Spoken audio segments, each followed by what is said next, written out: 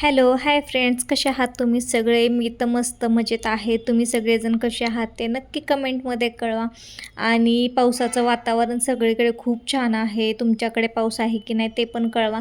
आणि या पावसाच्या वातावरणात आपल्या सगळ्यांनाच काहीतरी गरम खावंसं वाटतं. तसंच आमच्या घरच्यांनीसुद्धा फरमाईश केलेली आहे मस्त वडापावची.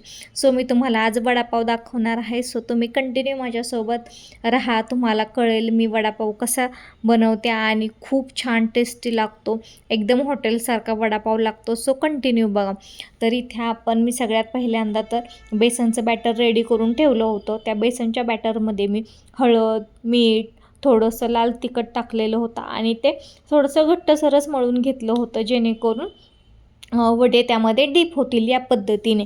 त्यानंतरनं मी इकडे कढईमध्ये तेल टाकून घेतलेलं आहे आणि तेल छान तापलं की त्याच्यामध्ये मोहरीची फोडणी द्यायची आहे. आपल्याला मोहरी छान तडतडू द्यायची आहे.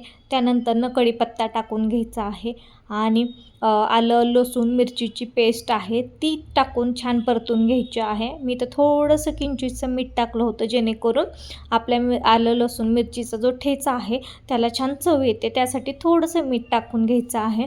आणि हळद टाकली होती इथे मी. माझ्याकडून शूट केलं गेलं नाही, त्यामुळे मी इथे हळदही टाकून घेतलेली होती. त्यानंतरनं बटाटा टाकला आहे आणि थोडीशी कोथिंबीर वरतून टाकली आहे आणि छान परतून घ्यायचं आहे बॅटर. थंड झाल्यानंतरनं मी अशा पद्धतीने एका बाउलमध्ये काढून घेतलेलं आहे बॅटर ते. आणि तुम्हाला ते बॅटर एकदम बारीक पण करायचं नाही की पूर्णपणे काय म्हणतात असं स्मॅश करायचं नाही आहे. थोडंसं असं जाडसर ठेवायचं आहे बटाट्याचं बॅटर. सो अशा पद्धतीने बॅटर आपल्याला रेडी करायचं आहे. आणि त्यानंतरनं मी ते गोळे बनवून घेत आहे आणि मी सगळेच गोळे बनवून ठेवत असते, जेणेकरून तळायच्या वेळेस आपल्याला डीप करायचे आणि तेलात सोडायचे, एवढंच काम असतं. त्यामुळे मी अशा पद्धतीने ते सारे गोळे डीप करून घेत आहे. तुम्हालाही पावसाच्या वातावरणामध्ये काय काय खायला आवडतं मस्त मस्त ते मला नक्की कमेंटमध्ये कळवा. आणि तुम्हाला माझे व्हिडिओ आवडत असतील तर नक्की कमेंट करा आणि असेच माझे व्हिडिओ पाहत राहा. माझी ही एक सुरुवात आहे. सो मला सपोर्ट करा.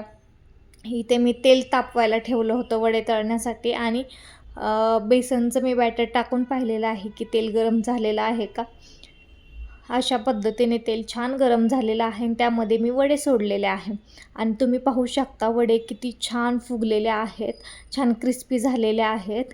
आणि तुम्हीही अशा पद्धती. आणि मला मेन म्हणजे मी चमच्याने वडे सोडते, मला हाताने वडे सोडता येत नाहीत. सो मी फोक चमचा, जो आपला काटा चमचा असतो ना, त्या चमच्याने आपल्याला वडे सोडून घ्यायचे आहेत. खूप छान पद्धतीने सोडले जातात.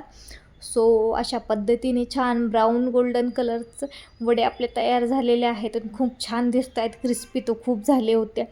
आणि अशा पद्धतीने सगळे वडे आपल्याला करून घ्यायचे आहे.